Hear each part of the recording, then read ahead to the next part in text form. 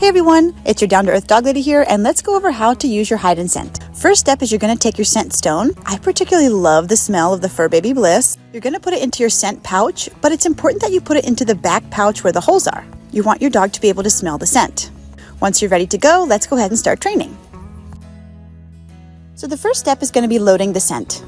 You want your dog to think, what gets me the cookies? Once they start regularly going back to the scent, you can start to move it around just a little bit. I like to stay in the same room so that the dog picks up what exactly we're doing. It's also important there aren't a ton of other smells in the room so they don't get confused. After they start searching for the scent and finding it regularly, you can start to add a search cue. The search cue will let them know, I've reset the room and I'd like you to go find that scent. The biggest tip I'd like to give is don't go too fast too quickly.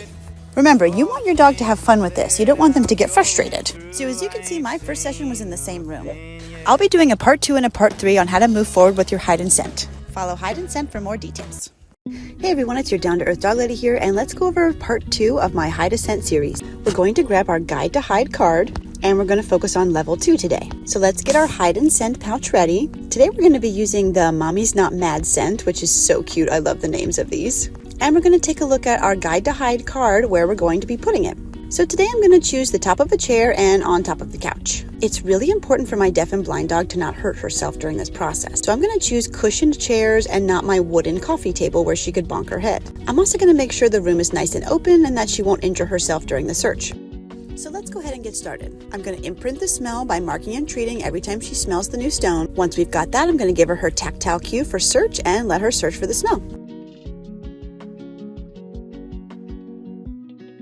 Here's exactly why I use the cushion chair. Darla goes and hits the corner of it and she gets scared for a minute. If this was a harder surface, she could have injured herself. But she's back to searching for the scent and we're back to playing our game together. As soon as she gets it, I'm going to mark and treat and reward her for finding the scent. Next, let's go ahead and put it on top of the couch. I'm going to give her tactile cue of search and let the fun begin. This one's technically a little bit harder because she has the smells of all her toys and her bed. This is why in level 1, you want to make sure there's not too many other distracting smells so they understand the point of the game. As soon as she finds the scent, we're going to mark and treat and end on that note. Stay tuned for part 3 and follow Hide&Scent for more details. Hey everyone, as you can see, it's wet and rainy where I am. So today's the perfect day to show you part 3 of my Hide&Scent series. Let's go ahead and pick a higher level find. I want to get creative and pick something safe. So I'm going to go ahead and start to imprint the stone again. And today I'm going to choose to put the Hide&Scent around a toy. The toy will smell like the toy, but I'm interested to see if she'll find the Hide&Scent. I wanted to choose something that she wouldn't bump her head into. Sometimes with dogs that are deaf and blind, you have to get creative. And it's okay to think outside of the box when choosing where to put the Hide&Scent. The Find and Hide card is just a bunch of great examples of where you can do this. We had a couple of really good successful sessions, but then all of a sudden when I went into hiding it again, I started to get this behavior. This indicates to me that Darla's starting to burn out. I know Darla very well, and I know that this is one way she's communicating to me that she's done. It's my job to make sure that I'm listening to her body.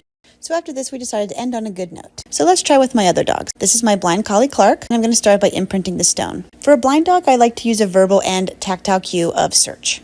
I swipe alongside of his ear and I say the word search and reward him as soon as he finds the stone. Now it's time for my senior dog, Dahlia. She's most likely going to lose her hearing at some point, so I've begun transferring all my verbal cues to hand signals. Once I've imprinted the stone, I'm going to use a new hand signal of pick it up, search, or find it. This was so fun because Dahlia and I have years of working together. She's almost 11 years old and knows this task very well. The newest part of it was just incorporating the Hide&Scent and the new hand signal. The fact she ended up finding it and bringing it to me was just cherry on top of the cake. Overall, it was so fun to spend time like this with my dogs on a rainy day.